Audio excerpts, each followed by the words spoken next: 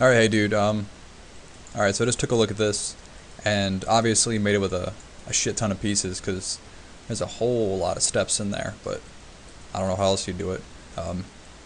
First thing I noticed, you actually have two of these identical cylinders in there.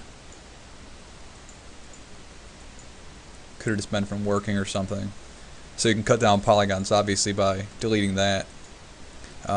Something else, you can see part of this face and this face and this face, but you don't see any of these side faces. So you can actually come in here, and like I said, I can't select faces for some reason, but you can delete any face that isn't going to be seen by the camera. And that's just a general way to save on a few polygons here and there. You can also do it for the top and bottom of this if you're going to have them covered by terrain. Now let's see if my tools are working for polygon reduction. So one way to like really manually get rid of polygons is to select edges and hit delete edge vertex, and then usually you're going to have to reroute some geometry using the split polygon tool. So this is, let me find out where it went. Shit.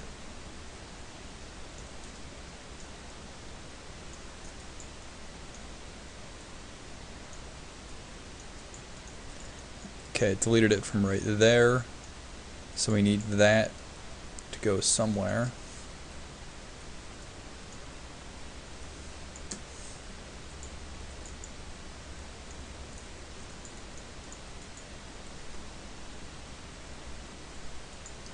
Alright, so essentially we just deleted this edge right here, which is also over here. And then, because you don't want a five-sided polygon, we had to pull up this little vertex here that was floating and creating a n-gon, and reroute that geometry up to here. So that's a pretty typical way. It's really like making a puzzle with a lot of your pieces, and this is a pretty confusing piece to be starting with. Another way is to click an edge and then hold Control, right click, and then go to Edge Ring Utilities, and you can go to the edge ring and collapse it. So that basically takes two vertex edges and collapses them, so it halves your polygons in that area. And obviously for right here that did bad things, because it took the top and the bottom of this tunnel and just smashed them together. So you have to think about what you can do for areas and how to reduce polygons. For all these stairs, I'm not really sure how you're gonna texture them all, because there's so many of them. I mean, obviously you just want to make like one or two different kinds of steps and tile the textures up there. So you might have to ask the teacher what the best way to do that would be.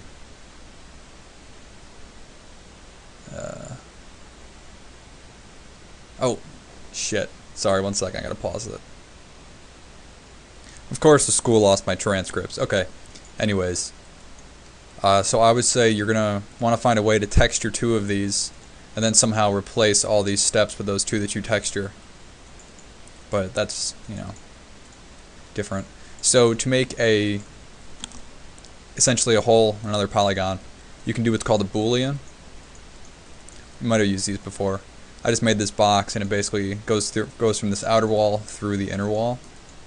And then I forget which, might have to press it twice, but you select one, then the other, then go to Mesh, Booleans, and I think you're going to want to go to Difference.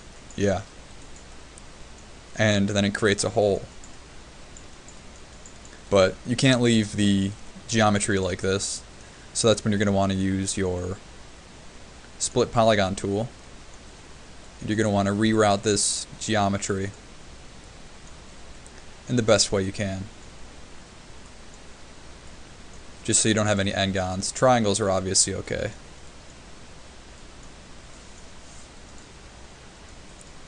And so that's just how you do it with a quick little box, and you can obviously make any kind of shape you want there. You can model the crack you want. That's what I was going to do for you, and then just stick it right in the wall and then fix it.